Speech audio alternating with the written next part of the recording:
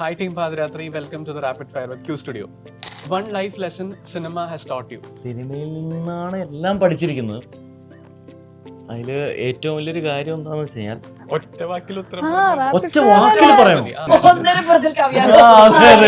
അതെനിക്ക് നമുക്കൊരു 2 മാർക്ക് മതി. സിനിമയും ജീവിതവും തമ്മിൽ ഒരു കത്രികയുടെ വ്യത്യാസമുള്ളൂ. സിനിമ പഠിച്ച തീരില്ല.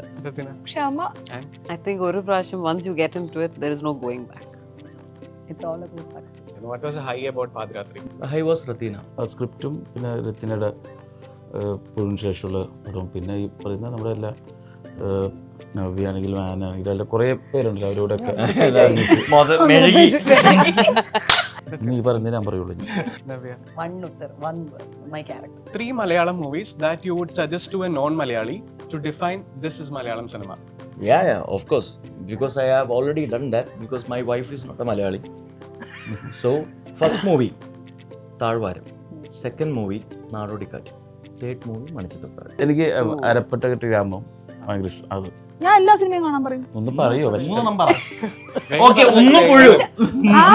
ഒന്ന് പുഴു. കാണാൻ പറയും, ഒന്ന് മഞ്ഞുമൽ ബോയ്സ് കാണാൻ പറയും, ഒന്ന് പ്രേമം കാണാൻ പറയും. മണിച്ചിത്രത്താഴ് is one because അതാണ് ആദ്യം വരുന്നത്. I think Padmarajan movies, Shyamaprasad സാറിന്റെ മൂവീസ് ഒക്കെ Thaniyavarthanam, Vanaprastham, Kumbalangi Nights. Oh, wow. Which actor has truly amazed you in front of the camera? No question. Mammukka. അവിടെ മമ്മൂക്ക തന്നെ കൂടുതൽ അഭിനയിച്ചിരിക്കുന്നത് മമ്മൂക്കയുടെ കൂടെയാണല്ലോ, നേരിട്ട് കണ്ടിട്ടുണ്ടല്ലോ. മമ്മൂക്ക മറ്റേ ഗോഡ് ഫാദറിലെ ക്ലൈമാക്സിലെ 500 പോലെ കയറി പാടാ മക്കളെ, നിങ്ങൾ തുറന്നിട്ടിരിക്കുക. ഞാൻ കൂടെ വർക്ക് ചെയ്ത് വെച്ച് നോക്കുമ്പോൾ വേണു അങ്കിൾ, ഞാൻ ആദ്യത്തെ ഷോട്ട് നെടുമുടി വേണു അങ്കിളിന്റെ കൂടെയാ. സോ അത് was a big difference for me. So Venu uncle.